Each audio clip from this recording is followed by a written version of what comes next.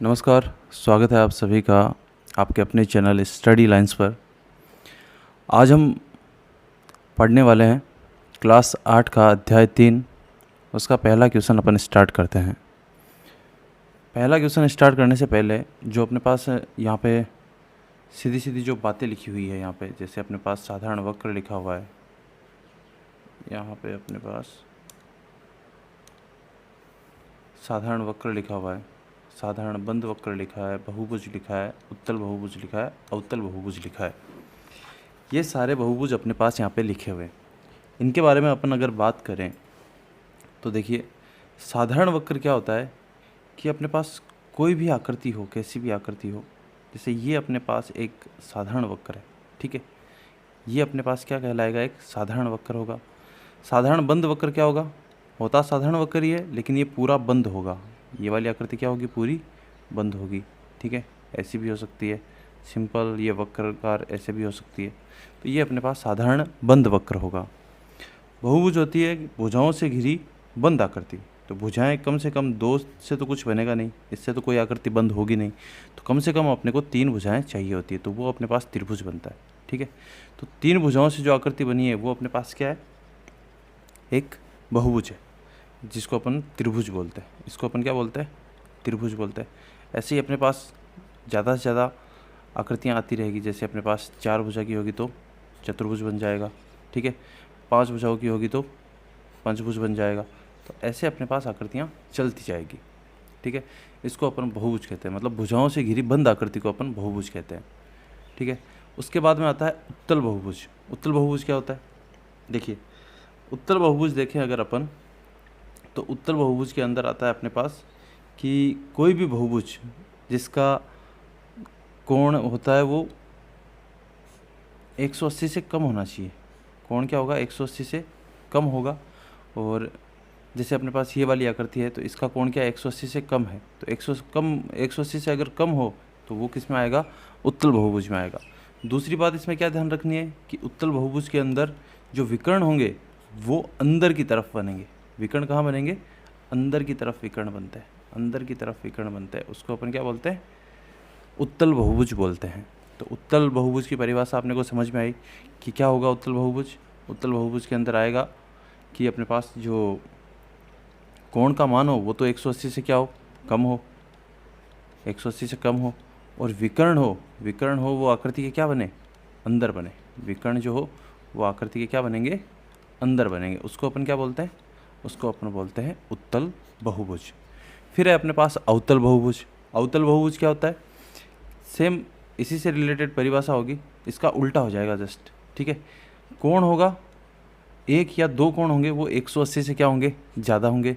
और विकर्ण होंगे, विकर्ण क्या बनेंगे, बाहर की तरफ बनेंगे। विकर्ण है वो बाहर की तरफ बनेंगे। कैसे, उदाहरण देखिए अपने पास, जैसे मैंने ये वाली आकृति बनाई, मैंने इसके अंदर आकृति बनानी ये वाली, ठीक है। ये मैंने सिंपल एक आकृति बनाई है। इसके अंदर देखिए ये सारे कोण, ये अगर 90 डिग्री मानो, ये 90 है, ये 90 है, ये भी कम है, ये वाला भी कम है।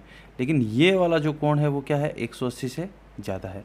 ऐसे ही 2 कोण की बात करें, 2 कोण भी बन सकते हैं। जैसे मैंने ये ऐसी आकृति बनाई, सेम ऐसा उल्टा इधर कर दूँ तो इसके अंदर ये वाला कोण हो गया और एक ये वाला कोण हो गया। ये क्या होगा, 180 से ज़्यादा होगा। तो अवतल बहुभुज और उत्तल बहुभुज में अपने को क्या ध्यान रखना है, देख लीजिए एक बार। अगर मैं बात करूं उत्तल बहुभुज की, उत्तल बहुभुज की बात करूं तो इसके अंदर क्या आएगा कि इसके जो कोण होंगे वो 180 से क्या होंगे, कम होंगे। और विकर्ण होंगे, विकर्ण क्या बनेंगे, विकर्ण अंदर की तरफ बनेंगे या आकृति के अंदर बनेंगे। विकर्ण क्या बनेंगे, आकृति के अंदर या बहुभुज के अंदर बनेंगे, ठीक है। अगर मैं बात करूं अवतल बहुभुज की, मैं अगर बात करूं अवतल बहुभुज की, तो अवतल बहुभुज में क्या होगा, इसके जो कोण होंगे, 1 या अधिक कोण होगा वो 180 से क्या होगा, ज़्यादा का होगा। और विकर्ण होंगे, इसके जो विकर्ण होते हैं वो विकर्ण अपने पास कहाँ बनेंगे, विकर्ण आकृति से बाहर बनेंगे। आकृति से क्या बनेंगे, बाहर की तरफ बनेंगे। ये अपने पास क्या हो जाएगा, अवतल बहुभुज हो जाएगा। ठीक है, चलिए फिर अगर अपन वापस आएँ तो ये आकृतियाँ अपने को पहचाननी है। तो इन आकृतियों को पहचानना है अगर अपने को, तो देखिए इसके अंदर ये तो गड़बड़ हो गई, गड़बड़ हो गई, गड़बड़ हो गई। ये हटा देता हूँ मैं नीचे वाला।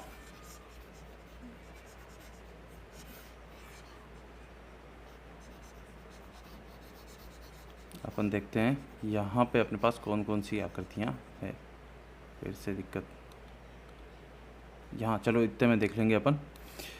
देखिए साधारण वक्र कौन कौन से होंगे, साधारण वक्र कौन कौन से होंगे। तो अपने पास साधारण वक्र बनते हैं ना, उसके अंदर अपने पास क्या होगा, ये वाला जैसे अपने पास साधारण वक्र है, ठीक है, ये वाला भी अपने पास साधारण वक्र है। ये वक्र में नहीं आएगा, वक्र के अंदर पेंसिल वापस दोबारा से रिपीट नहीं होनी चाहिए। कोई भी बहुभुज हो, कुछ भी हो, उसके अंदर पेंसिल उठनी नहीं चाहिए अपने पास। तो इसके अंदर दो आकृतियाँ बन रही है, तो ये इसके अंदर नहीं आएगा। और कोई भी भुजा है, उसके ऊपर से वापस कोई आकृति नहीं गुजरनी चाहिए। इसमें ऊपर से गुजर रही है, तो ये वाला भी इसके अंदर नहीं होगा। ये अपने पास एक साधारण वक्र है, ये अपने पास साधारण वक्र है, ये वाला भी साधारण वक्र है, लेकिन ये वाला अपने पास साधारण वक्र नहीं है। क्यों नहीं है, देखिए इसके अंदर आकृति ऐसे गई, ऐसे आकृति बनी, फिर ये यहाँ पे वापस टच हुई, यहाँ तक रुक जाती तब तो ये साधारण वक्र था, लेकिन ये यहाँ से आगे वापस चल रही है, वापस ये यहाँ आई और वापस यहाँ पे टच हुई। तो इसके कारण ये अपने पास साधारण वक्र नहीं है। ठीक है, अब देखिए तो अपने पास साधारण वक्र के अंदर कौन कौन सी आ गई, एक तो पहला आ गया, ठीक है, एक दूसरा आ गया, ठीक है, तीसरा नहीं होगा, चौथा नहीं होगा, एक हो गया अपने पास पांचवा, पांचवा हो गया अपने पास, उसके बाद में छठा हो गया, सातवां हो गया और आठवां नहीं होगा। तो ये अपने पास है साधारण वक्र। साधारण बंद वक्र की बात करें तो ये सारी आकृतियाँ बंद है जो अपन ने देखी। साधारण वक्र में देखा वो सारी आकृतियाँ क्या है, बंद आकृतियाँ हैं। तो अपने पास ये साधारण बंद भी हो जाएंगे। तो इसके अंदर भी पहला आ जाएगा और दूसरा आ जाएगा, पांचवा पूरा सेम रिपीट हो जाएगा, पांचवा आ जाएगा, छठा आ जाएगा और सातवां आ जाएगा। ठीक है, तो ये सारे के सारे अपने पास वापस आ जाएंगे। बहुभुज अभी बताया था, भुजाओं से घिरी बंद आकृति, भुजाएं होनी चाहिए, उसके अंदर वक्र नहीं आना चाहिए। ठीक है, तो भुजाएं होगी तो इसके अंदर सारी भुजाएं हैं, इसके अंदर सारी भुजाएं हैं। इसमें देखिए ये वक्र आ गया है, ये वक्र आ गया, इसलिए ये नहीं होगा। इसमें भी यहाँ पे वक्र आ गया है, तो ये वाली भी नहीं होगी। और इसमें भी यहाँ पे वक्र आ गया, इसलिए ये भी नहीं होगी। तो बहुभुज के अंदर कौन सी होगी, पहला और दूसरा हो गया। अब बहुभुज ही पूछ रहा है, बहुभुज पूछ रहा है, उसमें उत्तल बहुभुज पूछा है और अवतल बहुभुज पूछा है। तो ये बहुभुज तो है नहीं, बाकी कोई बहुभुज है नहीं। बहुभुज है कौन से, पहला और दूसरा है। तो पहला और दूसरा है, तो इसके अंदर उत्तल कौन सा है, अवतल कौन सा है, वो देख लो। ये दोनों आकृतियाँ मैं एक बार यहाँ पे बना देता हूँ।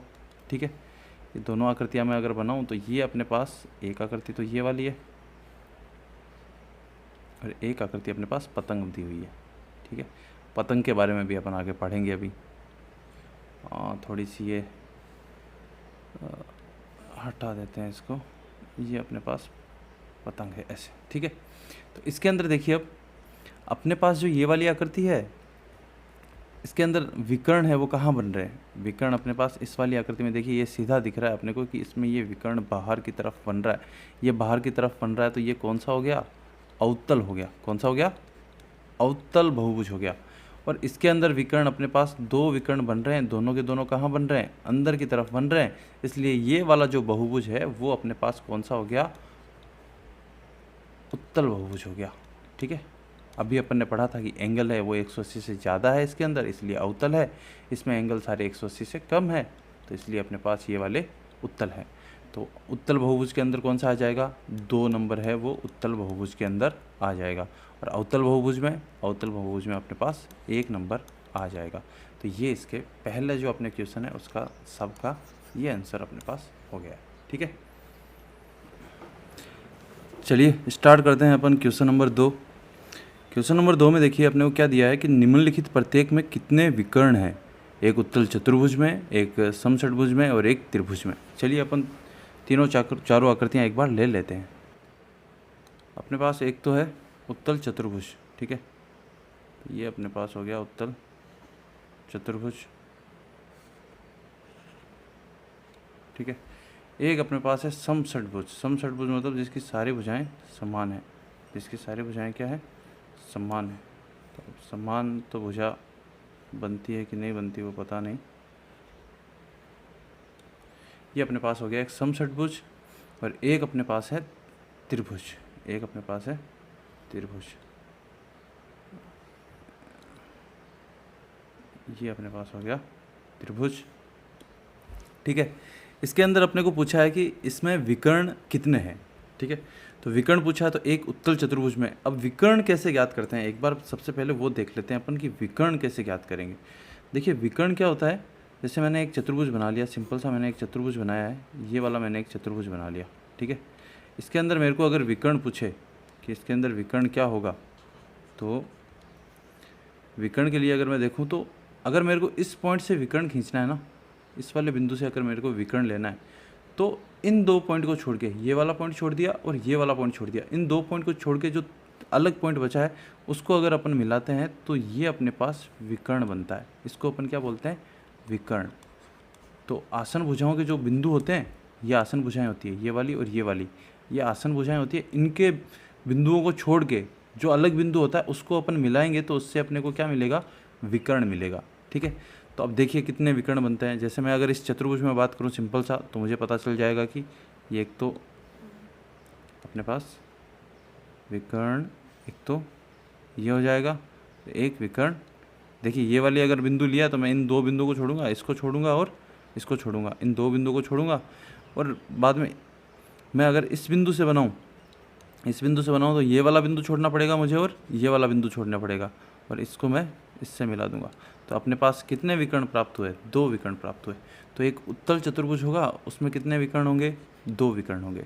अब एक समषटभुज, समषटभुज क्या होता है, समषटभुज का मतलब होता है अपने पास जिसकी सारी भुजाएं समान है, सारी भुजाएं क्या है, समान है, और सारे कोण क्या हैं उसके, समान है, और सारे कोण भी क्या हैं उसके, समान दिए हुए हैं। इससे अपने को विकर्ण खींचना है, ठीक है। तो सबसे पहले मैं अगर इस वाले बिंदु से बात करूं कि इस वाले बिंदु से मैं कितने विकर्ण खींच सकता हूं, तो देखिए मेरे को ये वाले दो बिंदु छोड़ने पड़ेंगे, बाकी सबको मिला दो। तो मैं इसको मिलाया एक, इसको मिलाया दो और इसको मिलाया तो तीन। तो अपने पास तीन विकर्ण तो ये हो गए। फिर मैं अगर ये वाला पॉइंट लूँ, ये वाला बिंदु लूँ अगर मैं, ठीक है, तो इसको लूँगा तो ये वाला पॉइंट छोड़ना पड़ेगा मुझे और ये वाला पॉइंट छोड़ना पड़ेगा। इन दो को छोड़ के बाकी सबको मिला दूँ तो तीन तो पहले से हैं, ये हो गया चार, ये हो गया पाँच और ये हो गया छः। तो अपने पास छः विकर्ण आ चुके हैं। फिर अगर मैं बात करूँ तो देखिए अपने पास अगर मैं बात करूँ इस वाले पॉइंट से, ठीक है, इस वाले पॉइंट से अगर मैं बात करूँ तो मेरे को ये वाला बिंदु छोड़ना है और ये वाला बिंदु छोड़ना है। छः हो चुके हैं अपने पास, तो फिर और कौन सा पॉइंट बचा है, तो अपने पास ये तो देखो मिला हुआ है, ठीक है। तो अपने पास ये वाला एक पॉइंट आया, तो ये हो गया अपने पास 7 और उसके बाद में ये वाला पॉइंट आया तो 8, ठीक है। फिर अगर मैं इस बिंदु से बात करूं, अगर मैं इस बिंदु से बात करूं तो मेरे को ये वाला पॉइंट छोड़ना होगा और ये वाला पॉइंट छोड़ना होगा। तो इन दोनों पॉइंटों को अगर मैंने छोड़ा तो अब कौन सा पॉइंट बचा है, ये भी मिला हुआ है, ठीक है, सारे मिले हुए हैं, केवल ये एक पॉइंट छूटा है। तो 8 पहले हो चुके थे, ये हो गया अपने पास 9। तो इसके अंदर अपने पास जो समषटभुज है उसके अंदर जो विकर्णों की संख्या आई है वो अपने पास आई है 9। अब बात करते हैं त्रिभुज के अंदर। तो त्रिभुज के अंदर अगर मैं ये वाला पॉइंट लूँगा तो इसके दो आसन भुजाओं के दो बिंदु छोड़ने होंगे, ये वाला बिंदु और ये वाला बिंदु छोड़ूं तो अब तीसरा कोई बिंदु बचा ही नहीं बचा, तो इसका मतलब इससे कोई विकर्ण बनेगा ही नहीं। विकर्ण नहीं बनेगा तो इसके अंदर विकर्णों की संख्या कितनी हो जाएगी, 0। तो यहाँ पे एक त्रिभुज के अंदर जो विकर्णों की संख्या होगी वो कितनी हो जाएगी, 0, ठीक है। चलिए अब देखते हैं अपन क्वेश्चन नंबर 3 देखते हैं। क्वेश्चन नंबर 3 के अंदर अपने को दिया हुआ है, क्वेश्चन नंबर 3 में दिया है कि एक उत्तल चतुर्भुज के कोणों की माप का योगफल क्या है, यदि चतुर्भुज उत्तल ना हो तो यह गुण लागू होगा। एक चतुर्भुज बनाइए जो उत्तल ना हो और प्रयास कीजिए। तो देखिए सबसे पहले तो इसने बात अपने से पूछी है, तो एक बार मैं बता देता हूँ कि उत्तल चतुर्भुज होता है उसके कोणों का माप होता है, कोणों का योगफल होता है, वो कितना होता है, 360 होता है। कितना होता है, उत्तल चतुर्भुज के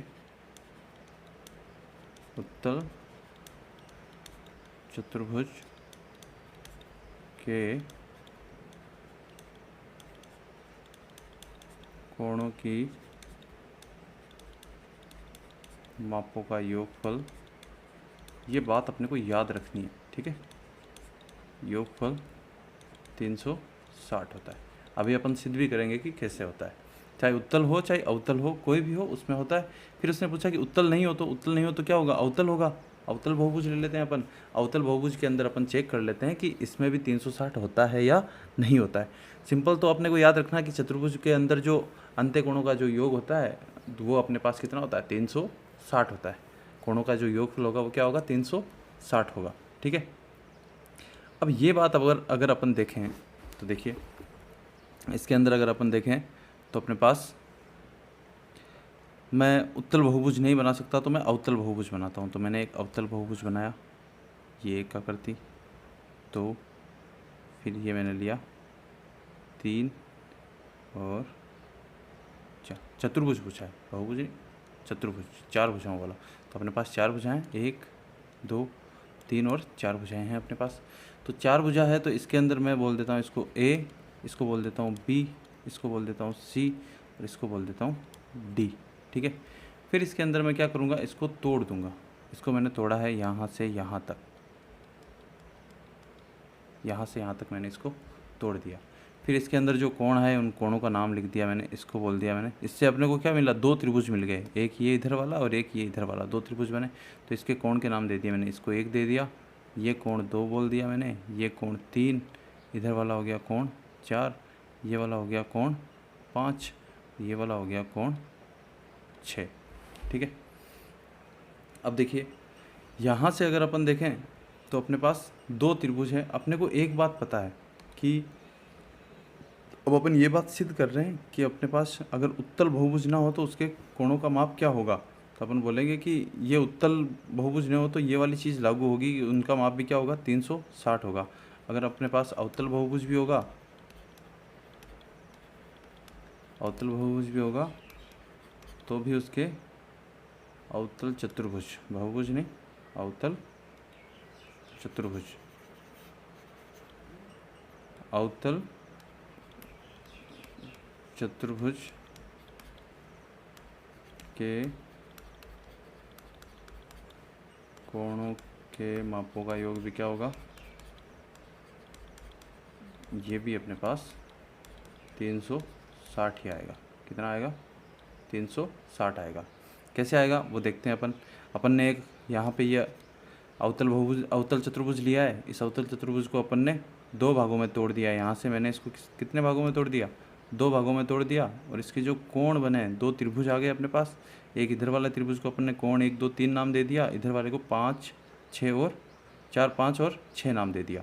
तो अगर अपन देखें कि त्रिभुज ABC में हम जानते हैं कि त्रिभुज के तीनों कोणों का योग, त्रिभुज के तीनों कोणों का योग कितना होगा, 180 होता है। ये बात अपने को पता है, ठीक है। तो 180 होगा तो इसके अंदर कोण 1 अपने पास, जो कोण 1 है प्लस कोण 2 है प्लस कोण 3 है, इन तीनों को मैं अगर जोड़ूंगा तो ये कितना आएगा, 180 डिग्री आएगा, ठीक है। इसको मैंने बोल दिया समीकरण 1। फिर अगर मैं बात करूं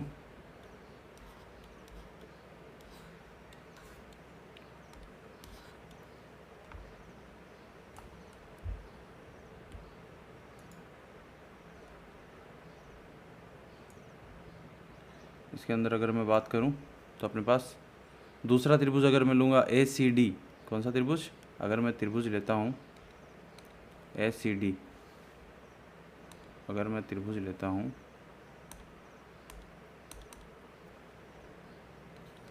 त्रिभुज AC और D में, इसके अंदर भी सेम बात हो जाएगी कि त्रिभुज के तीनों कोणों का योग होगा वो क्या होगा, त्रिभुज के तीनों कोणों का योग होगा वो 180 होगा, ठीक है। तो यहाँ से अगर तीनों कोणों का योग करें अपन, तो तीनों कोणों का योग करेंगे तो कितना आ जाएगा, कोण 4 प्लस कोण 5 प्लस कोण 6, बराबर ये भी कितना होगा 180।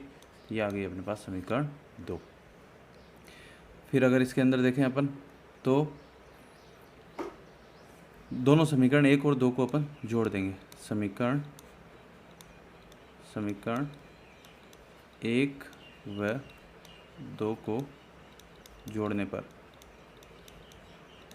समीकरण 1 और 2 को जोड़ने पर, समीकरण 1 और 2 को जोड़ेंगे अपन। समीकरण 1 और 2 को अगर अपन जोड़ें तो क्या हो जाएगा, देखिए यहाँ से अपने पास हो जाएगा कोण 1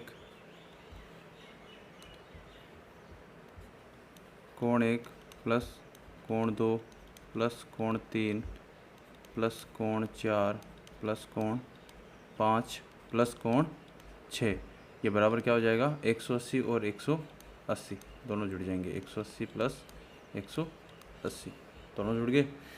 अब देखिए यहाँ पे एक बार अपन अगर वापस से जो अपन ने चित्र बनाया है उसके अंदर अगर अपन देखें तो देखिए मेरे पास ये दो कोण 3 और 4 है ना, वो सी को बता रहे हैं। 3 और 4 किसको बता रहे हैं, सी को बता रहे हैं। यहाँ पे ये कोण 3 और 4 है वो किसको बता रहे हैं, सी को बता रहे हैं। और कोण 1 और 5 कोण ए को बता रहे हैं। ठीक है, तो यहाँ से कोण अपने पास 1 और 5 तो एक जगह रखेंगे अपन, और 3 4 को एक जगह रखेंगे। ठीक है, ताकि अपने को फिर वापस जोड़ने में आसानी हो जाए। तो सबसे पहले अगर अपन बात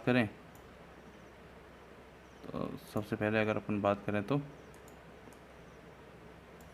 अपने पास कोण 1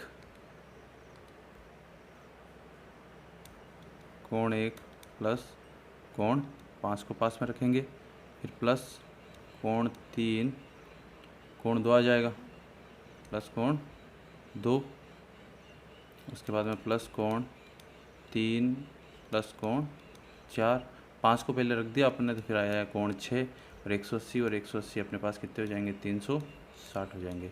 इनको जोड़ें अगर अपन तो देखिए 1 और 5 किसको बताता है, कोण ए को बताता है, तो ये हो जाएगा कोण ए, प्लस कोण 2 बताता है कोण बी को, कोण 3 और 4 ये बताते हैं कोण सी को, और कोण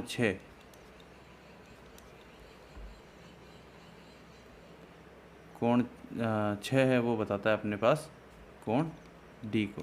ये जुड़ के हो जाएंगे 360। तो देखिए चारों कोणों का जो योग है वो कितना आया अपने पास 360। तो इसका मतलब क्या हुआ कि अपने पास जो उत्तल चतुर्भुज है जो अपने पास, उसका मान भी क्या होगा, उत्तल चतुर्भुज है उसके कोणों का मापों का योग ये भी कितना होगा 360 होगा। ठीक है, और अवतल बहुभुज के कोणों के मापों का योग है वो भी कितना होगा 360 होगा। तो अपने पास ये वाला इसका आंसर हो जाएगा। ठीक है।